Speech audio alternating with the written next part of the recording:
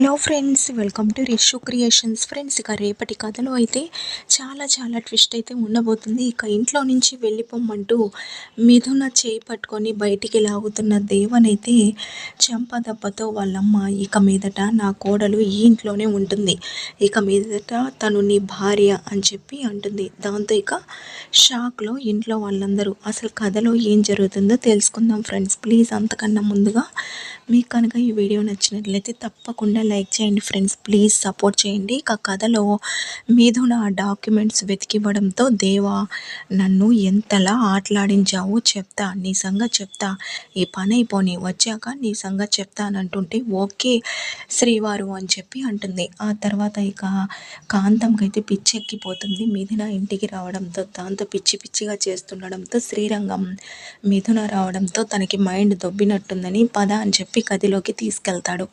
ఆ తర్వాత ఏడుస్తూ కాంతం, మనకొచ్చే ఆ ₹1,00,00,000 పోయాయి ఆ మిథునాన్ని మీ తమ్ముడు ఇంటికి తీసుకొని రావడం కారణంగా. అయినా అదెంత తెలివైందో చూసారా, ఆ ఫైల్ ముందుగానే దాచిపెట్టి దానికోసం ఎలా అయినా దేవా వస్తాడని తెలిసి తన ఇంట్లో నుంచి వెళ్ళిపోయింది. తనిక చచ్చినా ఇంట్లో నుంచి కాలైతే బయటికి పెట్టదు. మనకు ఆ ₹1,00,00,000 రావని బోరున ఏడుస్తూ ఉంటారు ఇద్దరు. ఆ తర్వాత మిథున తన పని తను చేసుకుంటూ ఉంటుంది. ఇక వాళ్ళ అత్తయ్య మాత్రం తన వైపు అలానే చూస్తూ ఉండడంతో మిథునని కూడా ప్రేమగా ఆశీర్వదిస్తుంది కదా. ఇక మిథున కూడా అదే ఆలోచిస్తూ ఉంటుంది. అత్తయ్య గారి కాళ్ళ మీద పడిన వెంటనే ఎప్పుడూ లేనిది అత్తయ్య గారు నన్ను ఏదో ప్రేమగా చూసినట్టు, నన్ను ఆశీర్వదించినట్టు అనిపించిందని అనుకుంటూ ఉండగా ఇక వాళ్ళ అత్తయ్య వచ్చి అమ్మ మిథున అని పిలుస్తుంది. దాంతో ఏంటి అత్తయ్య గారు అని అంటుండడంతో ఇక మిథున వంక అలానే చూస్తుంటే, ఏంటి అత్తయ్య గారు కొత్తగా నా వంక చూస్తున్నారు, ఏంటి నేను వెళ్ళిపోమ్మంటే మళ్ళీ వచ్చిందేంటి అమ్మాయి అని చూస్తున్నారా? అత్తయ్య గారు, మీరు చెప్పినట్టే మీ మాట గౌరవించి నేను ఇంట్లో నుంచి వెళ్ళిపోయాను, కానీ మీ అబ్బాయి నన్ను ఇక్కడికి తీసుకొచ్చారు అని చెప్తూ ఉంటే, నాకు తెలుసమ్మా, ఇక మీదట నువ్వు ఇక్కడే ఉండొచ్చు, నువ్వు ఎక్కడికి వెళ్ళాల్సిన అవసరం లేదని అంటుంది. దాంతో మిథున, ఏంటి అత్తయ్య గారు మీరు చెప్పేది అని అంటుండడంతో, అవునమ్మా, ఇక మీదట నువ్వు ఇంటి కోడలివి, మా దేవాకి భార్యవి, అలాగే ఇంట్లో వాళ్ళందరికీ ఎంత హక్కు ఉందో నీకు కూడా అలానే ఉందని చెప్పడంతో మిథున ఇక తన అత్తయ్య గారిలో ఆ మార్పుకు కారణం ఏంటా అని చాలా హ్యాపీగా ఫీల్ అవుతూ ఉంటుంది.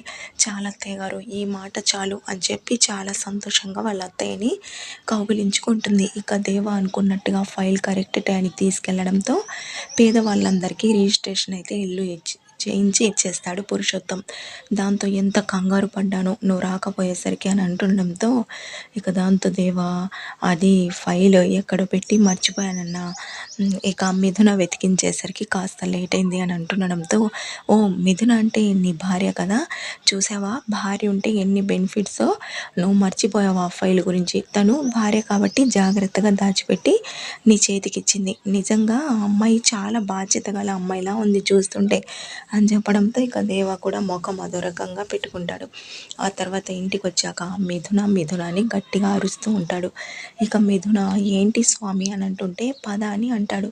ఎక్కడికి అని అడుగుతుంటే, ఎక్కడికంటావేంటి, మీ ఇంటికని అంటాడు. ఇక మిథున, మా ఇంటికా, నేనెందుకు వెళ్తాను అని అంటుంటే, ఆయన నిన్ను ఇక్కడికి తీసుకొచ్చింది శాశ్వతంగా ఇక్కడే ఉండనివ్వడానికి కాదు, ఫైల్ కోసం తీసుకొచ్చాను, ఫైల్ వెతికి ఇచ్చావు, నా పని కూడా పూర్తయింది, ఇక పద మీ ఇంట్లో నిన్ను డ్రాప్ చేసి వస్తాను అని అంటుండడంతో మిథున, ఏంటి ఆటలుగా ఉందా, నీకు ఇష్టం వచ్చినప్పుడు మీ ఇంటికి తీసుకొని రావడం, లేనప్పుడు మా ఇంట్లో వదిలేయడం, నన్నేమనుకుంటున్నావు అని చెప్పడంతో, ముందు ఇక్కడి నుంచి నువ్వు వస్తావా లేదని బలవంతంగా మిథున చేపట్టుకొని లాక్కెళ్తూ ఉంటే, మిథున నేను రాను, వదులు అని అంటూ ఉంటుంది.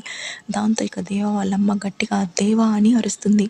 దాంతో దేవ షాక్ అవుతాడు. ఏంటమ్మా అని అంటుంటో, ఆ అమ్మాయి చేయి వదలరా అని అంటుంది. ఎందుకమ్మా, తను వచ్చిన పని అయిపోయింది, తన ఇంటి దగ్గర డ్రాప్ చేస్తానని అంటుండడంతో ముందు చేయి వదలరా అని అంటుంది. లేదమ్మా, నీకేం తెలీదు, తనకు కాస్త చనివిస్తే మళ్ళీ ఇక్కడే పాతుకొని పోతుంది, అయినా వెళ్ళిపోయిన దరిద్రం మళ్ళీ తిరిగి వచ్చింది అని చెప్తుండడంతో చాలా కోపంగా దేవ చెంపనైతే పగలగొడుతుంది. ఎవర్రా దరిద్రం, తను ఏంటి మహాలక్ష్మిరా, నిన్ను మార్చేది, ఇంటిని బాగు చేసేది తనేరా అని అంటుంది. ఆ మాటకి దేవ షాక్ అవుతాడు. ఏంటమ్మా అని అంటుంటే, ఇంకొక్కసారి నువ్వు ఆ అమ్మాయిని అలా బలవంతంగా బాధ పెట్టడం కానీ, ఇంటి దగ్గర వదిలిపెడతానని చెప్పడం కానీ చేసావో ఇంకేం లేదు. అయినా ఆ అమ్మాయి మెడలో నువ్వు తాళి కట్టావు. ఆ అమ్మాయి నీ భార్య, ఈ ఇంటికి కోడలు. తను ఇక మీదట ఇక్కడే ఉంటుంది. తనని వెళ్ళమనే హక్కు ఎవ్వరికీ లేదు. ముందు ఆ అమ్మాయి చేయి వదలరా అని చెప్పి ఇక మిథున నిన్ను రామ్మ లోపలికని తీసుకెళ్తూ ఉంటే దేవాకు కూడా ఏం అర్థం కాదు. ఇక ఈ సీన్ చూసిన ఇంట్లో వాళ్ళందరూ కూడా షాక్ అవుతాడు.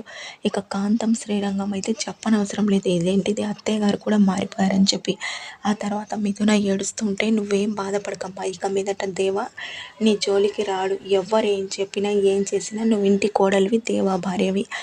నువ్వు ఈ ఇంట్లోనే ఉండాలమ్మా, ఎన్ని రోజులు తెలియక తప్పు చేశానని చెప్పి అంటుంది.